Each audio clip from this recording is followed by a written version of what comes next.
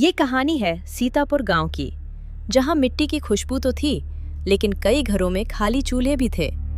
उसी गांव की आखिरी गली में एक टूटा फूटा कच्चा घर था। उस घर में रहती थी 3 बहनें, सबसे बड़ी गौरी, मंजली लक्ष्मी और सबसे छोटी चंदा। पिता को गुजरे 5 साल हो चुके थे। माँ बीमार थी। घर में कमाई का कोई पक्का जरिया नहीं था, लेकिन सपने थे, और वो भी बहुत बड़े। लक्ष्मी, जरा पानी देना। दीदी, आज फिर कुएं पर सब हंस रहे थे। कह रहे थे इनके घर में तो दाल भी उधार की पकती होगी।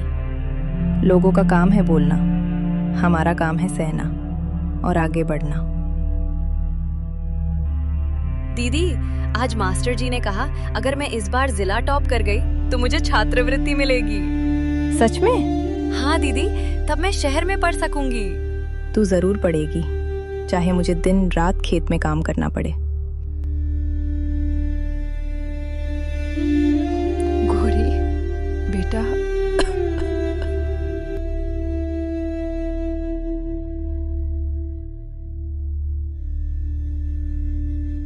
तीनों बहनें माँ के पास बैठ जाती हैं। बेटियों, गरीबी से कभी शर्म मत करना, लेकिन मेहनत छोड़ देने से जरूर शर्म करना। अम्मा, हम आपको ठीक कर देंगे, शहर के बड़े डॉक्टर से दिखाएंगे। पहले खुद को संभालो, फिर दुनिया संभालना। गौरी, जरा पास आ। हाँ अम्मा, मैं यहीं हूँ। आपको कुछ नहीं होगा? बेटा, मुझे जाने का डर नहीं है, मुझे डर है तुम तीनों के अकेले रह जाने का। अम्मा, ऐसा मत कहो, हम आपको कहीं नहीं जाने देंगे। सुनो, अगर मैं चली जाऊं तो एक दूसरे का हाथ कभी मत छोड़ना। तुम्हारा साथ ही तुम्हारा भाग्य है। की आवाज धीरे धीरे हवा में घुल गई। उनकी पकड़ ढीली हुई और एक लंबी अंतिम सांस के बाद कमरा बिल्कुल शांत हो गया। बाहर कहीं कुत्ते के भौंकने की आवाज आई और अंदर 3 बेटियों की दुनिया बिखर गई। अम्मा, उठो ना अम्मा, देखो मैं रो रही हूँ। चंदा, बस अम्मा सो गई हैं, हमारे लिए, हमेशा के लिए। अगले दिन सूरज वैसे ही उगा जैसे रोज उगता था, लेकिन उस घर में अब माँ की आवाज नहीं थी। चूल्हा ठंडा था और आंगन सूना।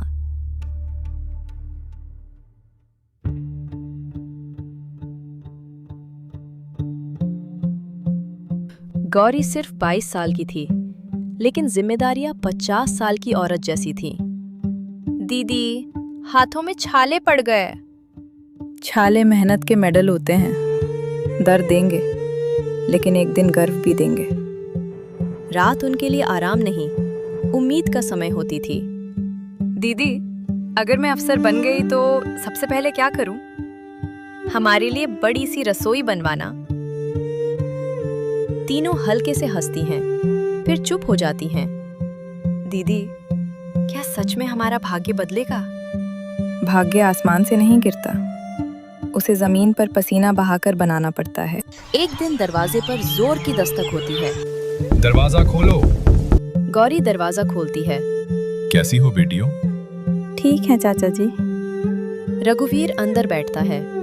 मैं सोच रहा था, ये जमीन तुमसे नहीं संभलेगी, मेरे नाम कर दो। लक्ष्मी डर कर गौरी को देखती है। ये हमारे पिता की निशानी है।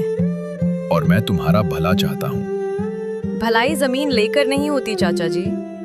बहुत बोलने लगी हो तुम लोग।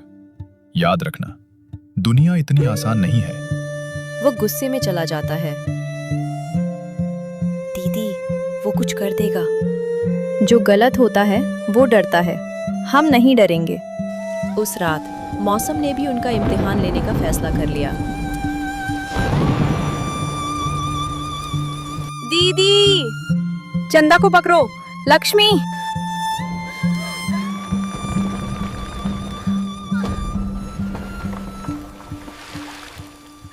हमारा घर मिट्टी का था, हमारा हौसला नहीं।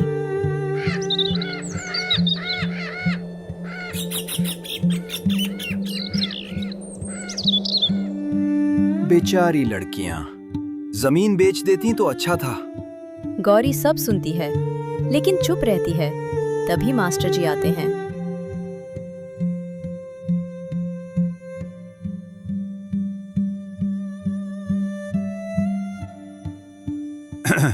चंदा कहाँ है?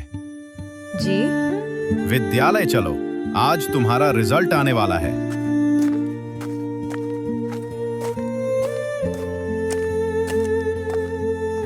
सब विद्यालय पहुंचते हैं। स्कूल के मैदान में परिणाम घोषित हो रहे हैं। जिले में प्रथम स्थान चंदा। सभी तालियां बजाते हैं। गौरी की आंखों से आंसू बहते हैं। तूने कर दिखाया। ये आपकी मेहनत है दीदी। उस दिन पहली बार गांव ने उन्हें दया से नहीं, गर्व से देखा।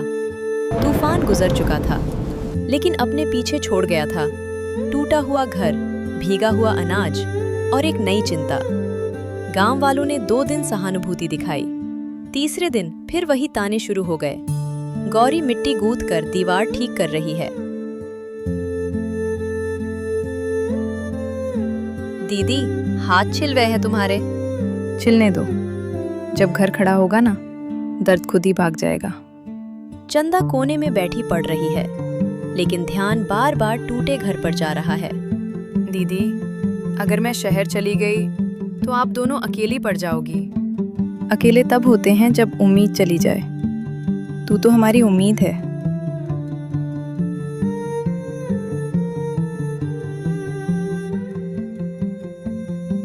बस कागज ऐसे बनाओ कि जमीन मेरे नाम दिखे।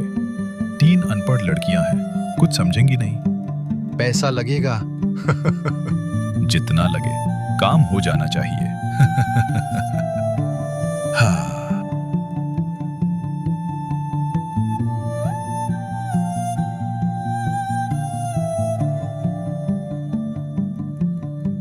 क्या मामला है रघुवीर? ये जमीन अब मेरी है। इनके पिता ने मुझे दे दी थी। ये झूठ है। सबूत है मेरे पास। वह कागज आगे बढ़ाता है। चंदा कागज लेती है, ध्यान से देखती है। दीदी, ये हस्ताक्षर पिताजी के नहीं हैं। तू क्या जानेगी? मैंने स्कूल में सीखा है, तारीख गलत है। उस दिन पिताजी अस्पताल में थे। सही कह रही है ये लड़की। ये दस्तावेज फर्जी है। रघुवीर, शर्म करो। रघुवीर गुस्से से दांत भींचता है। ठीक है, देख लूंगा मैं। वह चला जाता है। रात में तीनों बहन साथ बैठी है। दीदी, अगर वो हमें नुकसान पहुंचाए तो? डर हमें कमजोर बनाता है और वो यही चाहता है। मैं अब और मेहनत करूंगी ताकि एक दिन हमें किसी से डरना ना पड़े। तू बस पढ़, हम संभाल लेंगे। कुछ दिन बाद डाकिया घर आता है। गौरी, चिट्ठी आई है शहर से। चंदा उत्साह से चिट्ठी खोलती है। आपको पूर्ण छात्रवृत्ति प्रदान की जाती है। गौरी की आंखों में आंसू आ जाते हैं। भगवान ने सुन ली। गौरी और लक्ष्मी बस स्टैंड पर चंदा को विदा करने जाते हैं। खुद का ध्यान रखना। आप दोनों का ख्याल कौन रखेगा? हम एक दूसरे का ख्याल रख लेंगे। तू अपने सपनों का और अपना ध्यान रखना। मैं लौटूंगी और सब बदल दूंगी। उस दिन सिर्फ एक लड़की शहर नहीं गई, उसके साथ तीनों बहनों का भविष्य भी सफर पर निकल पड़ा। रात में रघुवीर कुछ लोगों से फुसफुसाकर बात कर रहा होता है। अब दोनों लड़की अकेली है, देखता हूँ कैसे टिकती है। गौरी खेत में काम कर रही है। चंदा के जाने के बाद जिम्मेदारी और बढ़ गई। दीदी, काश पिताजी होते। गौरी रुककर आसान की ओर देखती है। वो है हमारी हिम्मत में। उधर चंदा हॉस्टल के कमरे में बैठी है। शहर आसान नहीं था। नए लोग, नई भाषा, नई चुनौतियां। कुछ लड़कियां फुसफुसाती हैं, गांव से आई है, देखो इसके कपड़े। चंदा चुपचाप किताब खोलती है, लेकिन उसके आंखों में आंसू बह निकलते हैं। मैं यहाँ रोने नहीं, जीतने आई हूँ। हॉस्टल के छोटे से कमरे में चंदा किताबों के बीच बैठी थी। दीवार पर टंगी घड़ी रात के 11 बजा रही थी, लेकिन उसकी पढ़ाई खत्म होने का नाम नहीं ले रही थी। दिन भर की क्लास, लाइब्रेरी की लंबी घंटियां और फिर नोट्स बनाना, ये उसकी रोज की दिनचर्या बन चुकी थी। आंखों में थकान थी, मगर दिल में एक आग थी, कुछ कर दिखाने की। उसने किताब बंद की ही थी कि मोबाइल की घंटी बज उठी। स्क्रीन पर दीदी लिखा देख उसका दिल हल्का भी हुआ और भारी भी। दीदी, सब ठीक है ना? हाँ, सब ठीक है। तू अपनी पढ़ाई पर ध्यान दे। लक्ष्मी पीछे से धीमे स्वर में कह उठी। दीदी, बस 2 दिन का ही अनाज बचा है। गौरी ने उसे इशारे से चुप करा दिया, लेकिन बहनों के रिश्ते में शब्दों से ज्यादा खामोशी बोलती है। दीदी, मुझसे सच मत छुपाओ, मैं अब छोटी नहीं रही। गौरी ने गहरी सांस ली। थोड़ी परेशानी है, पर तू चिंता मत कर। तेरी पढ़ाई ही हमारी उम्मीद है। चंदा की आंखें भर आईं। उसने किताबों की तरफ देखा और दृढ़ स्वर में कहा, दीदी, ये सिर्फ मेरी पढ़ाई नहीं है, ये हम तीनों की लड़ाई है। अब मैं भी जिम्मेदारी बांटूंगी। अगली सुबह गौरी ने फैसला कर लिया। उसने पड़ोस से एक पुरानी सिलाई मशीन उधार ली। आंगन में उसे रखकर जब वो पहली बार कपड़ा काटने लगी तो उसके हाथ हल्के कांप रहे थे। मजदूरी करना आसान था क्योंकि उसमें सोचने की जरूरत नहीं थी, लेकिन अपना काम शुरू करना वो हिम्मत मांगता था। दीदी, क्या लोग हमारे पास कपड़े सिलवाने आएंगे? जब नीयत साफ हो और मेहनत सच्ची हो तो लोग खुद रास्ता ढूंढ लेते हैं। शुरू में सिर्फ 2 औरतें आईं। एक ने ब्लाउज दिया, दूसरी ने बच्चे की फ्रॉक। गौरी, ठीक से सिल देना, हम पैसे समय पर दे देंगे। आप चिंता मत करो काकी, काम में कमी नहीं रहने दूंगी। उस दिन कमाई बहुत कम हुई, लेकिन उस दिन आत्मसम्मान बहुत बड़ा हुआ। रघुवीर दूर खड़ा ये सब देख रहा था। उसकी आंखों में जलन थी। उसे बर्दाश्त नहीं था कि जिन लड़कियों को वो कमजोर समझता था, वे अब अपने पैरों पर खड़ी हो रही थी। अगली सुबह पंचायत में शोर मच गया। रघुवीर कह रहा है कि ये लड़कियां गांव की इज्जत खराब कर रही हैं। हम मेहनत कर रहे हैं। अगर मेहनत करना इज्जत खराब करना है तो हम दोषी हैं। रघुवीर, गांव मेहनत से चलता है, डर से नहीं। अब बस करो। उस दिन पहली बार सच ने डर को हरा दिया। उधर एग्जाम हॉल में बैठी चंदा की उंगलियां कांप रही थी। ये सिर्फ एक परीक्षा नहीं थी, ये उन त्यागों की कीमत थी जो गौरी और लक्ष्मी ने चुकाए थे।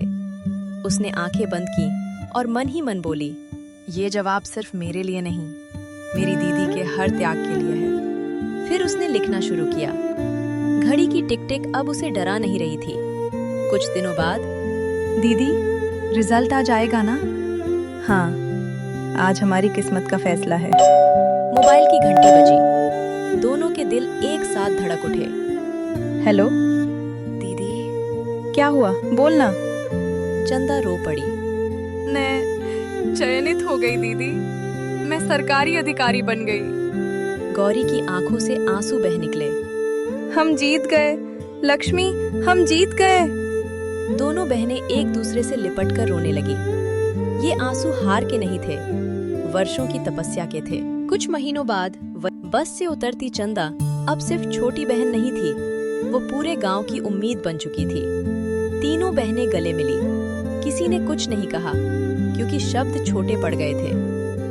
नए पक्के घर के बाहर नाम की पट्टी लगी थी, गौरी निवास। रघुवीर झुके सिर से आंगन में आया। बेटी, मुझसे गलती हो गई, माफ कर दो। गलती मान लेना ही सबसे बड़ी सजा है। अब मिलकर गांव की बेटियों को आगे बढ़ाएंगे। अब इस गांव में कोई लड़की पढ़ाई से नहीं रुकेगी।